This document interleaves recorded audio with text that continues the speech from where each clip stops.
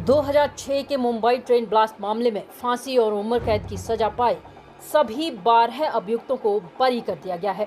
21 जुलाई को Bombay high court ने विशेष अदालत का फैसला पलटते हुए कहा कि जांच में दिमाग का इस्तेमाल नहीं किया गया, अभियुक्तों को फौरन रिहा किया जाए। धमाकों में 189 बेकसूरों की जान चली गई थी और 824 लोग घायल हो गए थे।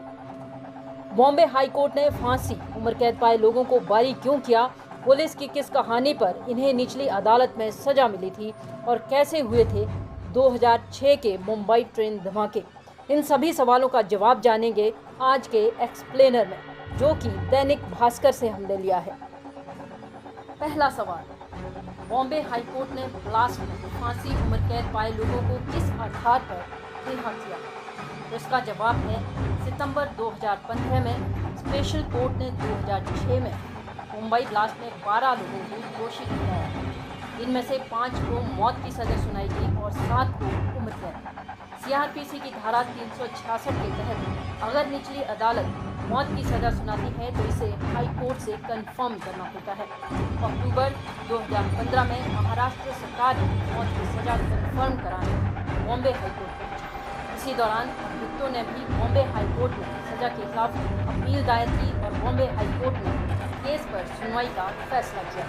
जुलाई 2024 में याचिकाओं पर विस्तार से सुनवाई की जस्टिस अनिल एस किलौर और जस्टिस श्याम सी चांडक की एक स्पेशल बेंच का गठन किया जाता है। बेंच में 6 महीनों में 75 से ज़्यादा बैठकों में लगातार सुनवाई की गई। अभियोजन पक्ष के 92 और बचाव पक्ष के 50 से ज़्यादा गवाह शामिल हुए। खंडों में सबूत पेश किए गए और 2000 पेज में मृत्युदंड के फैसले की समीक्षा हुई। 21 जुलाई को बॉम्बे हाई कोर्ट ने 5 प्रमुख आधार पर दोषियों को रिहा कर दिया और निचली अदालत का फैसला पलट दिया। आइए आपको बताते हैं कि वो आधार क्या थे। आधार नंबर 1, आरोपियों से जबरदस्ती इकबालिया बयान लिए गए। 11 अभियुक्तों ने एटीएस में बम बनाने, ट्रेनों में रखने और बहादुर में ट्रेनिंग लेने की बात कबूली थी, लेकिन कोर्ट ने माना कि ये बयान शारीरिक और मानसिक यातना देकर जबरदस्ती किए गए। बचाव पक्ष के वकील मायोशी राय ने कोर्ट में कहा, गिरफ्तारी के 3 महीने तक कोई बयान नहीं आया। जैसे ही मौका लागू होता है तो सभी आरोपियों ने कबूल कर लिया ये संदिग्ध है।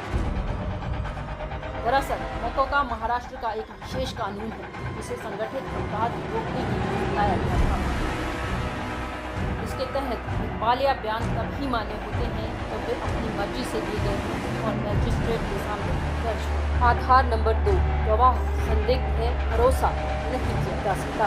एक टैक्सी ड्राइवर ने दावा किया कि उसने आरोपियों को चर्च गेट के सामने तक छोड़ा, लेकिन उसकी गवाही हमले के 4 महीने बाद दर्ज की गई और पहचान करने में गलतियां हुई। एक गवाह ने कहा कि उसने गोवंडी में बम बनते देखा, लेकिन वो खुद पहले संदिग्ध था और 100 दिन तक चुप रहा। एक गवाह ने दावा किया कि उसने ऐसे शाम सिद्दीकी को ट्रेनों की रेकी करते देखा, लेकिन उसने 4 साल बाद बयान दिया, जिसकी पुष्टि नहीं की गई। इस पर हाई कोर्ट ने कहा गवाहों के बयान असंगत और संदिग्ध है, उनकी गवाही पर भरोसा नहीं किया जा सकता। आधार नंबर 3, एटीएस ने दावा किया था कि बमों को 20 किलो आरडीएक्स और अमोनियम नाइट्रेट का इस्तेमाल करके तैयार किया गया, जिससे गुजरात के कांडला पोर्ट से तस्करी कर लाया गया और गोवंडी में प्रेशर कुकर में तैयार किया गया। कोर्ट में विस्फोटकों की खरीद या ट्रांसपोर्टेशन का कोई दस्तावेजी सबूत पेश नहीं किया गया। धमाके की जगह से कोई आरडीएक्स या प्रेशर कुकर बरामद नहीं हुआ। एटीएस ने यह भी साबित नहीं किया कि बमों में किस तरह का विस्फोटक था या वे कैसे बने थे। धमाके के लिए कोई बम, टाइमर या साजिश से जुड़ा नक्शा नहीं मिला है। कोई हथियार या अन्य सामग्री भी नहीं मिली जो दोषियों को धमाके से जोड़ सके। इस पर कोर्ट ने कहा अभियोजन पक्ष ये साबित करने में पूरी तरह से नाकाम रहा कि बम धमाकों में किस प्रकार विस्फोटकों का इस्तेमाल हुआ। अभियोजन पक्ष की कहानी संदिग्ध और अप्रमाणित थी। आधार नंबर 4, बम धमाकों के पीछे असल आतंकी संगठन का पता नहीं चला। एटीएस ने दावा किया कि ये हमला लश्कर-ए-तैयबा के आजम चीमा और सिमी ने मिलकर किया, जिसमें 11 पाकिस्तानी आतंकी शामिल थे, लेकिन 2008 में मुंबई क्राइम ब्रांच की एक अलग जांच में इंडियन मुजाहिदीन के संदिग्ध सादिक शेख ने दावा किया कि हमला उसने किया। इससे एटीएस की थ्योरी कमजोर थी। कोर्ट ने कहा, दो अलग अलग जांचों की थ्योरी में विरोधाभास है। ये साबित नहीं हुआ है कि कौन सा संगठन जिम्मेदार था। पाकिस्तानी आतंकियों के शामिल होने का कोई ठोस सबूत नहीं है। आधार नंबर 5, संदेह से परे सिद्धांत साबित नहीं हुआ। भारत के कानून में अपराध को संदेह से परे साबित करना जरूरी है। यानी अगर कोई अपराध हुआ है तो उसका इतना ठोस और पुख्ता सबूत होना चाहिए कि अपराध होने पर कोई शक न रहे। हाईकोर्ट ने पाया कि एटीएस और अभियोजन पक्ष दोषियों को धमाके से जोड़ने में नाकाम रहा। साजिश, बम बनाना या विस्फोटकों की खरीद का कोई ठोस सबूत नहीं दे सका। एटीएस ने मकोका को लागू किया जो संगठित अपराध के लिए है, लेकिन कोर्ट ने कहा कि ये साबित नहीं हुआ है कि दोषी किसी संगठित अपराध सिंडिकेट का हिस्सा थे। कोर्ट ने कहा, अभियोजन पक्ष ये साबित करने में नाकाम है कि इन दोषियों ने अपराध किया है, इसलिए इसे संदेह का फायदा दिया जाता है। सवाल नंबर 2, जांच एजेंसियों ने 2006 में धमाके की क्या कहानी बनाई थी जो बॉम्बे हाईकोर्ट में फेल हो गई? तो इसका जवाब है, महाराष्ट्र पुलिस और एंटी टेररिज्म स्क्वाड यानी एटीएस ने अपनी चार्जशीट में बताया कि मुंबई 7/11 बम धमाके एक प्लांट आतंकी हमला था। इसके पीछे लश्कर-ए-तैयबा और student Islamic movement of India यानी सिमी का हाथ था। इस हमले की साजिश मार्च 2006 में पाकिस्तान के बहावलपुर में रची गई। लश्कर-ए-तैयबा के एक बड़े आतंकी आजिम चीमा ने सिमी के कुछ सदस्यों और अन्य लोगों के साथ मिलकर इसकी प्लानिंग की। इस मीटिंग में तय हुआ कि मुंबई की लोकल ट्रेनों को निशाना बनाया जाएगा क्योंकि ये मुंबई की लाइफलाइन है और भीड़-भाड़ वाली ट्रेनों में धमाके से ज़्यादा नुकसान हो सकता है। मई 2006 में करीब 50 लड़कों को पाकिस्तान के बहावलपुर में एक ट्रेनिंग कैंप में भेजा गया। वहाँ उन्हें बम बनाने, हथियार चलाने और पुलिस पूछताछ से बचने की ट्रेनिंग दी गई। ट्रेनिंग के बाद ये लोग बांग्लादेश और नेपाल के रास्ते भारत में घुसे। ये लोग मुंबई में मलाड, बांद्रा, बोरीवली और मुंब्रा जैसे इलाकों में छिपकर रहने लगे। बम बनाने के लिए 20 किलोग्राम RDX को गुजरात के कांडला बंदरगाह के रास्ते पाकिस्तान से भारत लाया गया। इसके अलावा बम में इस्तेमाल होने वाले अमोनियम नाइट्रेट को मुंबई के लोकल मार्केट से खरीदा गया। बम प्रेशर कुकर में बनाए गए जो सांता क्रूज की दुकानों से खरीदे गए। बमों में फ्यूल ऑयल और कीले भी डाली गई। फिर 7 प्रेशर कुकर में रखकर टाइमर के जरिए तैयार किया गया। इन बमों को मुंबई के गोवंडी इलाके की एक झुग्गी में बनाया गया और फिर बांद्रा ले जाया गया। 11 जुलाई 2006 को शाम 6:24 से लेकर 6:35 के बीच सिर्फ 11 मिनट में 7 धमाके हुए। ये धमाके फर्स्ट क्लास परफॉर्मेंस थे। इसमें 189 लोग मारे गए और 824 लोग घायल हुए। सवाल नंबर 3, इस ब्लास्ट में 13 लोग फांसी और उम्र कैद की सजा पर कैसे मिली? तो इसका जवाब जानते हैं। महाराष्ट्र पुलिस और एटीएस ने 20 जुलाई 2006 से 3 अक्टूबर 2006 के बीच बिहार और महाराष्ट्र से 13 लोगों को गिरफ्तार किया। 30 नवंबर 2006 को पुलिस ने मुंबई में महाराष्ट्र संगठित अपराध नियंत्रण अधिनियम यानी मकोका के तहत 10,000 पेज की एक चार्जशीट दाखिल की। इस केस में पुलिस ने सभी आरोपियों के इकबालिया बयान दर्ज किए जिनमें उन्होंने बम बनाने, ट्रेनों में रखने और साजिश में शामिल होने की बात कबूल की। ये बयान मकोका के तहत लिए गए जो पुलिस को दिए गए कबूलनामे को अदालत में पुख्ता सबूत बनाता है। इस मामले में 250 गवाहों ने बयान दिए और 169 खंडों में सबूत पेश किए गए।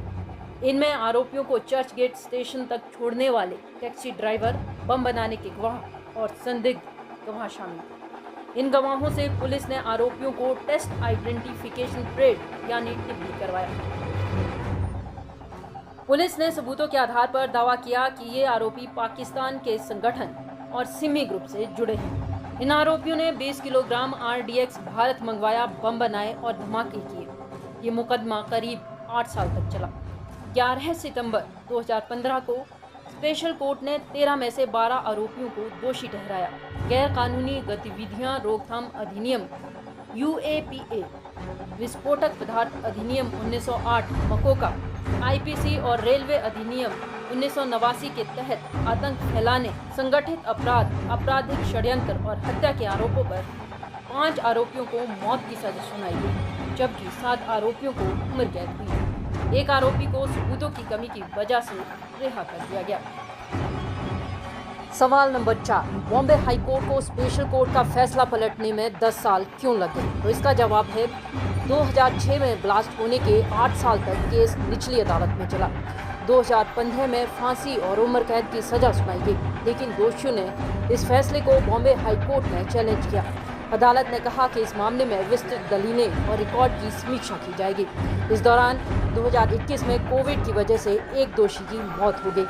2022 में केस में देरी होनी शुरू हो गई क्योंकि जस्टिस AS गडकरी सुनवाई से अलग हो गए और जस्टिस RD धानुका को कई बार सुनवाई टालनी पड़ी क्योंकि बेंच के पास बहुत सारे केसेस थे।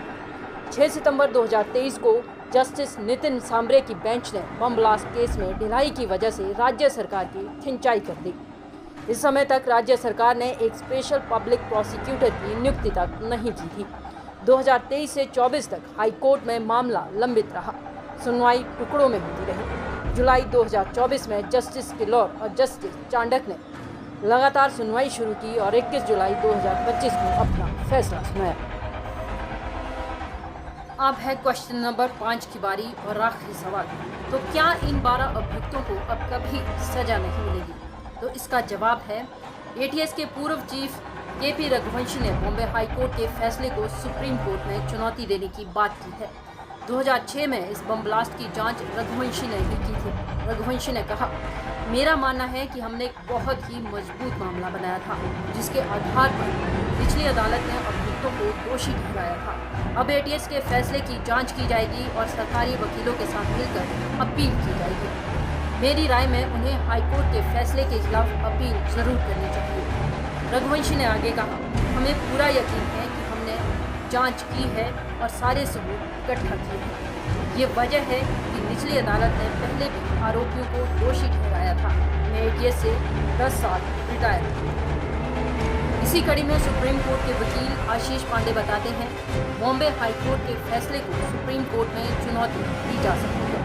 भारत के संविधान के अनुच्छेद 136 में प्रावधान है कि सुप्रीम कोर्ट में किसी भी हाई कोर्ट या अन्य कोर्ट के फैसले के खिलाफ विशेष अनुमति याचिका दायर की जा सकती है। आशीष पांडे कहते हैं, याचिका मंजूर हुई तो फिर इस पर सुनवाई होगी, बॉम्बे हाई कोर्ट के फैसले के आधारों की जांच होगी और फिर फैसला सुनाया जाएगा। इसमें लंबा वक्त लग सकता है। कई बार हाई कोर्ट के फैसले रिव्यू के बाद पलटे जा चुके हैं। फिलहाल ATS ने इस फैसले को सुप्रीम कोर्ट में चुनौती दी है। देखना होगा कि इस पर किस तरह की कार्रवाई आगामी दिनों में होती है। आज के सेशन में फिलहाल इतना ही। कल फिर एक ज़रूरी टॉपिक के साथ एक्सप्लेनर में आपके पास हाजिर होंगे, जो कि दैनिक भास्कर से स्पेशल तौर पर हम आपके लिए लेकर आएंगे। और अगर आपको ये सेशन पसंद आता है तो हमें कमेंट बॉक्स में ज़रूर लिखिएगा और साथ ही लाइक, शेयर एंड सब्सक्राइब करना ना भूलें।